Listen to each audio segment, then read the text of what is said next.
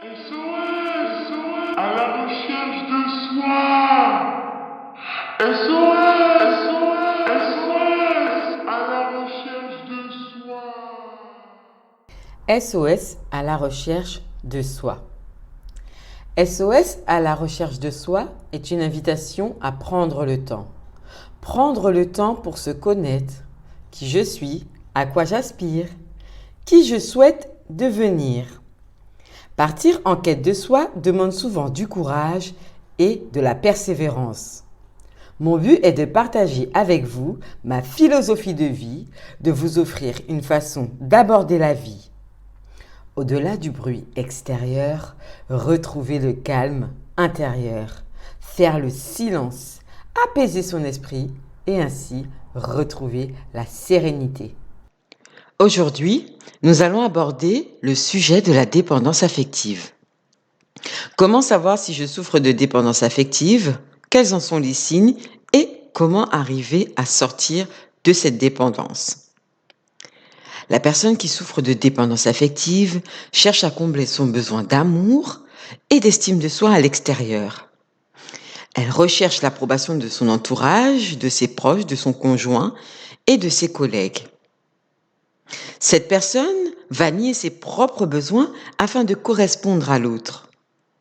La dépendance affective est un trouble qui rend la personne qui en souffre incapable de vivre sans la validation ni le jugement positif de l'autre.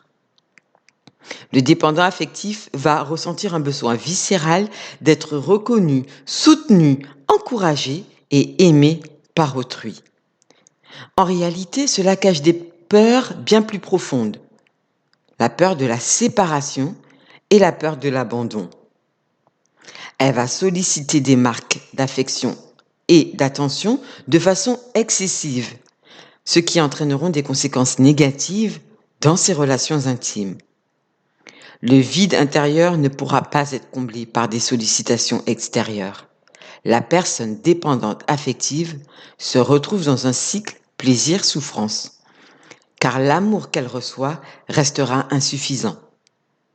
Mais comment reconnaître les signes? Pour cela, je vous invite à vous observer, à observer la façon dont vous allez rentrer en relation avec l'autre, vos attentes, vos ressentis. Est-ce que vous avez besoin d'être validé en permanence par autrui? Avez-vous peur de la solitude? Avez-vous un besoin fort de reconnaissance? Doutez-vous de vos capacités? Savez-vous faire les choix pour vous-même? Quelle image avez-vous de vous? Vous sentez-vous obligé de renier vos valeurs pour correspondre à celles des autres? Évitez-vous les conflits en refusant de dire ce que vous pensez? Avez-vous tendance au sacrifice? Avez-vous tendance à vous rendre responsable quand les choses tournent mal? Toutes ces questions d'introspection sont là pour vous permettre d'identifier si oui ou non vous souffrez de dépendance affective. D'où provient ce trouble? La dépendance affective va prendre racine dans notre enfance. Lorsque nous sommes petits, nous avons un besoin d'amour et de reconnaissance très présent. Ce besoin est indispensable à une construction du soi positive. Il est donc important que notre entourage y réponde de façon favorable.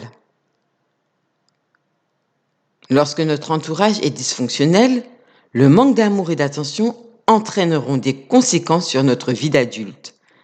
En grandissant, nous développons un manque de confiance en nous, un fort sentiment de ne pas mériter de l'amour. Inconsciemment, cela va nous conduire à vivre des relations douloureuses à l'âge adulte.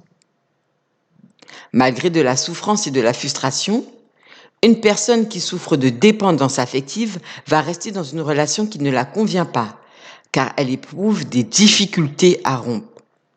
Ça la renvoie à de la peur, d'abandon et de séparation. Comment arriver à sortir de cette dépendance?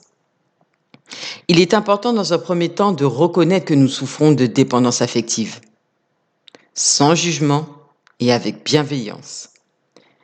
Puis, il faudra reconstruire l'image qu'on en a de soi, travailler sur l'estime de soi, reprendre son pouvoir intérieur et apprendre à combler ses propres besoins. Je vous remercie d'avoir pris le temps d'écouter ce nouvel épisode. Pour les femmes qui souhaitent approfondir et guérir de leur dépendance affective, vous avez un coaching en autonomie offert sur mon site internet www.sos-à-la-recherche-de-soi.fr pour vous permettre d'avancer dans votre vie. Je propose également des accompagnements en individuel pour un travail en profondeur. Je vous laisse vous abonner à ma newsletter pour recevoir la sortie de nouveaux épisodes. N'oubliez pas, la clé qui permet le retour vers soi, c'est l'amour. Prenez soin de vous. Je vous dis à bientôt.